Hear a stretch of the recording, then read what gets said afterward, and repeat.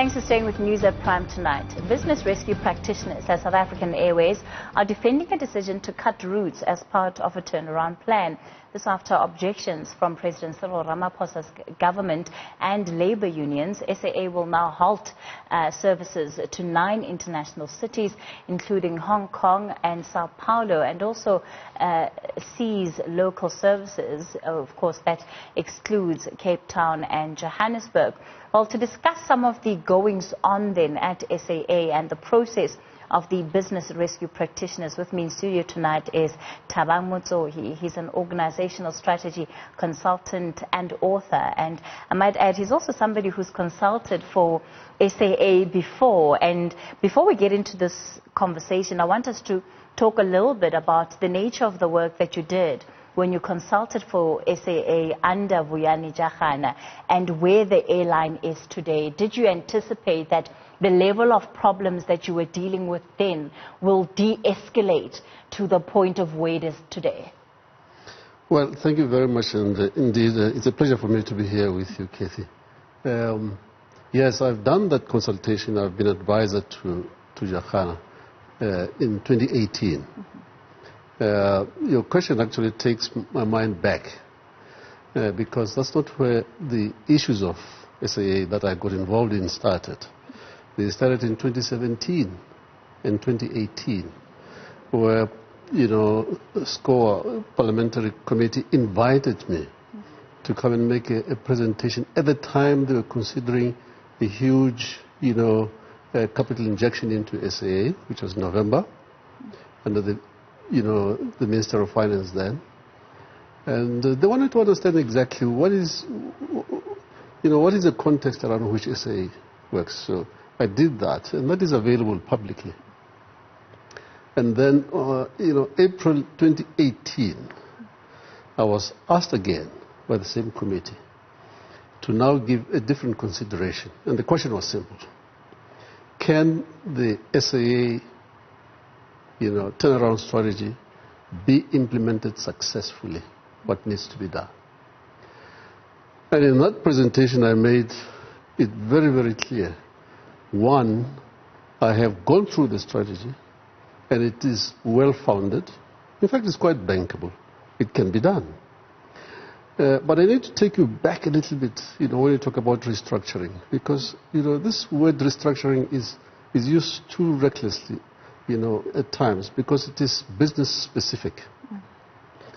For instance, you may have known about the cases of Lewis stores that had problems, etc., etc.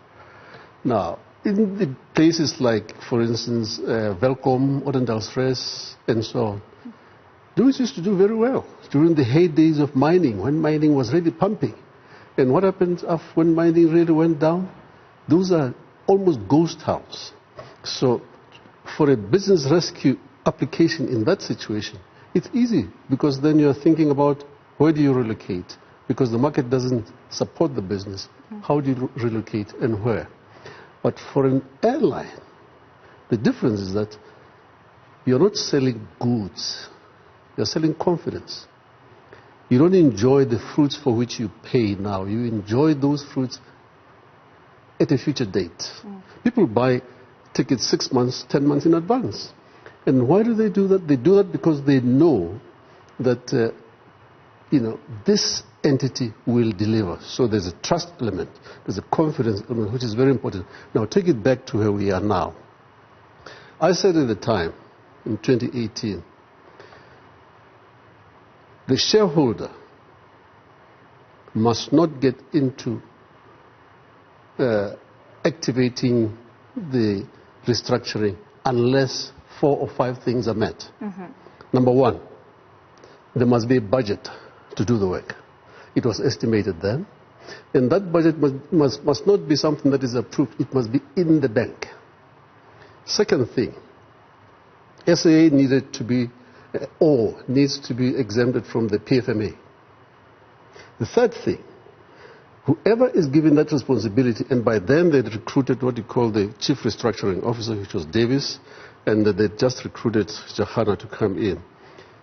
They should have the absolute responsibility, undiluted executive powers, to take decisions. All right? That's how it is done. And when you start it, you can't stop, because you're talking about confidence here. The market needs to experience the same product. Sure. Whether you are changing the back, the back room, you're changing the operations, etc.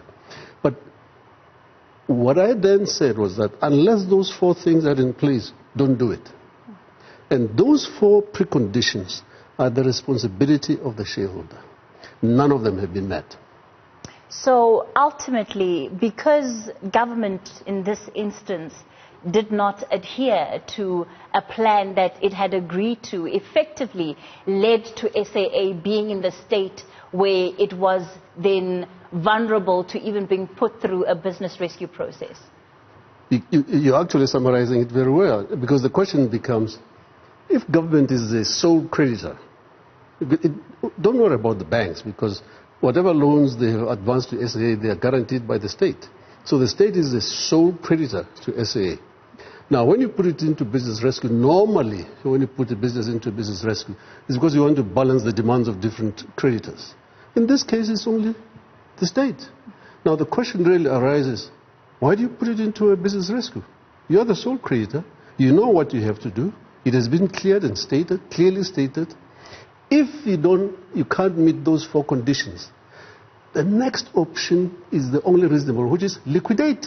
I wonder then, if that is in fact the case, what are the interests at play that would have led to government choosing the business rescue process as an option, rather than fully implementing the turnaround strategy and perhaps not going the liquidation route? I think this is where the conundrum is. I call it a conundrum, or contradiction in policy. I don't understand it too. Because what are you doing about it? Basically, Jahana, when he left in 2018, he left because none of those 4 things were done. So he was wasting his time. He couldn't do what he was supposed to do. And you can't really, expose your reputation to such a situation. So he quit. Now, basically, then you bring in the business rescue team, subject them to exactly the same pressures, the same limitations as Jahana did. But the difference this time is that the business rescue team is larger, it's got American experts, a huge component of it is dollar-based. So do you think, and I ask you this question because, again, you had an opportunity to work somewhat with Jahana, or even give feedback, and I know that the 2 of you didn't necessarily always see eye to eye, but do you think that he was given enough room and enough scope to be able to save SAA? Without interference from either whether it's public enterprises or any other interest in government? He had no chance. Jahana had no chance. And I told him and I told Parliament, unless you have those 4 conditions in place, forget it. Don't try to do it. You might as well just liquidate the thing, because you're going to move from one crisis to another. And all that I have said has actually occurred. What do you think this business rescue process is going to lead to? Because last week, of course, we had the President and the Public Enterprises Department saying they don't approve necessarily of some of the decision to cut routes, and therefore they'll be making recommendations. They want the practitioners to review that process. But of course, under law, the practitioners have the right to do whatever it is that they see fit, that they want to do. I think it goes to the fundamental question that I raised in an article that I wrote in 2018 and 2017. Shareholder, what do you want to do with SAA? What is the purpose that you want SAA to fulfill? That question has not been answered. It is 3 years outstanding. Because I said, unless you answer that question, you're going to founder and flounder all the way through. That is where we are. You cannot do anything like business rescue until you answer that question. Now, what the business rescue announced, for instance, last week, or past few days, about the severe reductions in domestic, international, etc., etc. He's doing it because he's under financial pressure. There are no funds. So he has to act immediately. But what if he had all the funds that he needed? He wouldn't have done that. What he has now done could perhaps be part of the strategy that he is yet to reveal by the end of February. We don't know what he wants to do by the end of February. If so much has already been announced and done, what is it that they're going to do? Because in the airline business, it is all about the route network. So are you saying ultimately that even the staggering of the payments to SAA is jeopardizing the process? It jeopardized the turnaround plan and subsequently will jeopardize the business rescue process? Absolutely. Look, I'll give you a very simple example. Australia, Qantas, went through exactly the same thing. New Zealand went through exactly the same thing. Let's take Australia as a case in point. They had a budget. They chose a person to do the restructuring. The money was in the bank. They issued a resolution. No one will interfere with the decision making. And that man did it with his committee, and it was done in record time, stipulated, and it delivered on each and every outcome that was expected. Now, let me tell you, restructuring is a very messy, disruptive and destructive enterprise. When you do it, you must be clear what you want to obtain. You must be clear what you want to achieve. And you must make sure that those 4 ingredients for success are in place. And it doesn't matter who you ask. You can go to McKinsey, you can go to anyone else, and they've tested the position that I've made. It will not change. Unless you have it, you're wasting time. I want us to talk lastly, because we're running out of time, on the issue of confidence. SAA, confidence in SAA has been incredibly eroded, especially from a customer base perspective. How much of that has to do with how the business rescue practitioners are going about doing their business as far as the route cancellations are concerned? It has everything to do with it. It has absolutely everything to do with it. That's why I give you a scenario. If they had all the budget, all the money they needed, they couldn't have gone through the process that they announced last week. They would have done something else. So confidence now is gone. Remember, SAA went through a jolting, situation a month ago when the travel agencies, decided to abandon them. After that incident, now you have this situation. I can tell you, this is what you call a death blow. Is it going to survive it? I don't think so. I don't think it will survive it. You can't have 2 blows within 2 months that are so fundamental to the core business of the organization, and you think it will survive. You need a real look. You need something else. You need a different approach.